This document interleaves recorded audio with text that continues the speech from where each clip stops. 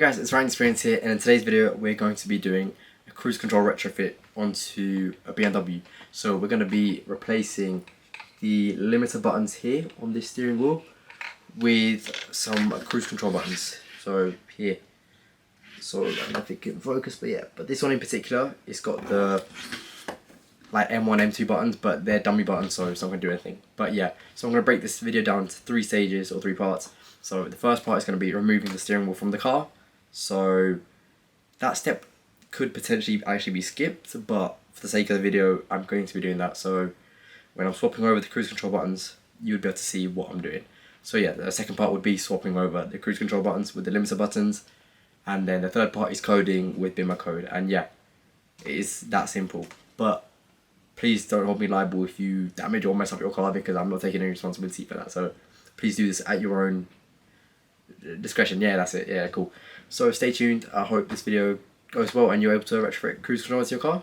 So yeah, enjoy. So you want to start by disconnecting the negative terminal of your battery using a 10mm hex, and here we've just removed it and kept it on the side. You may want to put a little cloth around it, and make sure you don't close your boot, otherwise you won't be able to get back into your boot. So maybe keep a cloth or something by the latch. And here's the hole by the right side of the steering wheel. We're going to be putting a flathead here, or you can use like a torx bit, something long enough to be able to relieve the steering wheel airbag retaining clip thing. So here, if you use a flathead in this same orientation and push it through, you'll be able to relieve the sort of latch holding the airbag in. And here you go, I've done it on either side here, and then in this clip I'm showing you with the steering wheel already removed essentially what happens once you put your tool of choice to relieve the spring or retaining clips. So if you notice in the airbag, there's like a little gap, there's like a little notch, and that would sit where the spring thing is, kind of towards the middle. Once you push against the bottom of that spring thing, can you see there, it's going back, and once you push it back, it would basically allow you to remove the airbag. And so okay, we're pretending I've just removed those clips. There's still a plug going from the airbag into the car, and what you'd want to do is use a flathead to sort of pry it against them both, and that would then allow you to release the plug holding the airbag, as I've shown here. And then there's also a plug going from the steering wheel to the car. Again, same thing, you'd want to just sort of wedge the flathead in and it will just pry that out. And this is also for the steering wheel heater that I've got, otherwise you wouldn't need to do that. Here I'm using a 16mm hex to remove the steering wheel nut, and this is quite hard to do, so I'd recommend getting a friend to hold the steering wheel whilst you try and turn it. Or in my case, I used my knees to sort of wedge the steering wheel in place, as when you're turning the nut, the steering wheel tends to move with it. And so here I'm just unscrewing it, and you can see it's sort of like a little wedge or like a line marker letting you know that's dead on when you're putting the steering wheel in and out, if you obviously had the steering wheel straight first. So here you go, I've taken it out, and we can continue with the button swapping. Okay, so now that we've taken out the wheel, we can take off 3 screws, 3 T20 screws, which hold in the central middle plastic trim piece. So there's a silver long screw on the left side, a silver long screw on the right side, and then there's a smaller black screw on the other side of the steering wheel.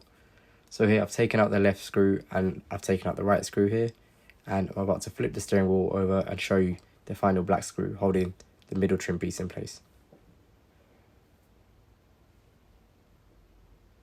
So yep, I flipped over the wheel here, and at the bottom of the steering wheel there, that is where the final screw is, right over here. Now once you've taken that out, you can proceed to flip the wheel back over and then take the middle trim piece out. So I sort of just gently started trying to pry it out, and eventually just started applying more force, and it just eventually popped out. So that's now out, and this is where, if you have paddles, you want to take out the 2 T20 screws. Again, they're the long silver ones holding in the paddles. If not, you can just start disconnecting the main steering wheel harness from the actual buttons themselves, which I'll show in the next clip. But here so far, I'm taking out the paddles, and to do that I would hold on to the actual paddle itself whilst unscrewing it, just so that it's a bit easier to unscrew the screw out of the paddles. So here we've done that now, and this is where I would then go ahead and get a small flathead or some sort of small pick tool to fit between the wiring harness and the actual buttons themselves, and then I'd sort of kind of pry against it to sort of relieve it and be able to pull it out. This part is quite hard, so please do take your time with it, as the last thing you'd want is to break the buttons. And this is the back of the steering wheel without paddles. However, if you had paddles, you'd have to take out the paddles to be able to see the screws, as shown here. So yeah, you just continue to take out these two screws. When you take it out, be careful, as the buttons will just fall out, so I'll either put something below that or just kind of hold on to it to let it gently fall, or gently place it down. So yeah, we've taken the left side out. Now we're taking the right sides out, and once you've done that, the buttons are essentially loose. All you have to do now is just take off the wire from the middle plastic holder, as I'm showing here, once I get the wheel flipped over. So yeah, there's just a small little... Okay, so there's a little plastic thing holding the wire in place. So yeah, you can just see it's quite easy to take out. When you look at it in person, you'll see. So yeah, we've done that now, and we can go ahead to put in the new cruise control buttons. So here are the new buttons. These have like dummy buttons where the M1 and M2 buttons are, so they're not functional, but yeah. So now I'm just gonna reconnect in the steering wheel harness into the buttons, and then once I've done that, I'm then going to screw back in the buttons and put them in place. So here, I'm kind of holding on to one side of them and also putting the screw in, and then, yeah, I'm literally just doing the reverse of what I've done now. So on this left side, I've just put in the screw here. You can see me tightening it here. Now I'm tightening the right side here, and I've just put that in place. So now we can go ahead and put in the paddles back into place.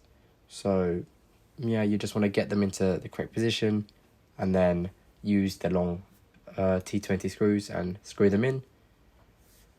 You want to be very careful, and you want to make sure that you don't end up screwing into the wiring harness from the cruise control buttons themselves, as that could potentially mess up the functionalities of the buttons. So yeah, so here, just screwing in the left side's paddle.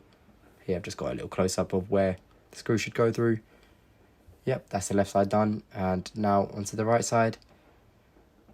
And I'm just trying to adjust and put in the wires where they should be. So if you do end up moving the paddle shift wires, you want them to be sitting into like a little groove or mount that's towards the back of the back casing plastic piece. And you should be able to push it so that it doesn't get in the way of the hole, where if you were to put a screwdriver or something to release the airbag retaining clips or pins. So yeah, this is quite a poor clip I'm showing, but I hope when you actually see the steering wheel, you'll be able to sort of get the gist. And yeah, here you'd also want to put in the cruise control buttons. You'd want that wiring to go into that middle plastic piece, so it's sort of out of the way. And I'm just showing you here where the locations of the screws should go for the middle plastic trim piece. So yeah. And yep, I've already put in the front two pieces, so I'm just showing you putting in the last screw at the back here. And yeah, there we have it. Okay, now you want to plug in your OBD2 adapter into your car, and the plug for that is located near the driver's side door. And so yep, here I've got it in. And now once you've got that plugged in, you want to connect it to your Bimmercode app, and then let's get started. So I'm on demo mode, and from here we'd go into the front electronic module, and then you'd go and look for in expert mode, you'd go to 3140 PFL in steering wheel, and then you type in or look for lin_variant LRE and set that to not active, and then you look for lin variant _MFL and set that to DCC sports _SLD, and then you'd want to press code there, and then you'd want to go into integrated chassis management. Then from here, expert mode, 3000 Datun, and then from here you want to find C underscore file function and set that to DCC as it's done here, and then you'd want to set C underscore SLD underscore function to active again here, and then you'd want to code this, so here, and then press code at the top right corner here, and then you'd want to go into the instrument cluster, and then from here expert mode again, then you want to go into 3004 ERM underscore configuration, and then from here disp underscore LDM underscore 1 underscore live, set that to active, and then disp underscore LDM underscore 1 underscore APPL, set that to active, and then LDM underscore 1 CRC to active, and then 1 underscore timeout, set that to active, and then you'd want to go back, and then once you go back you'd want to go to 3003 FZG underscore Austatong.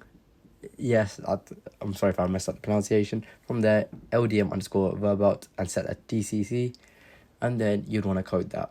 And now, if you have a heads up display, you'd want to go to PIA underscore Einheiten 3008, and then go to HUD underscore PIA underscore ACC underscore DCC and set that to active, and then again press code, and then you'd want to go up into the head unit, and within the head unit you'd want to go to expert mode, and then from expert mode you'd want to go to 3001 Xbox, and within Xbox you'd want to go to DCC, and you'd want to set that to active as I'm showing you here. So DCC, set that to active, go back and press code, and there you have it.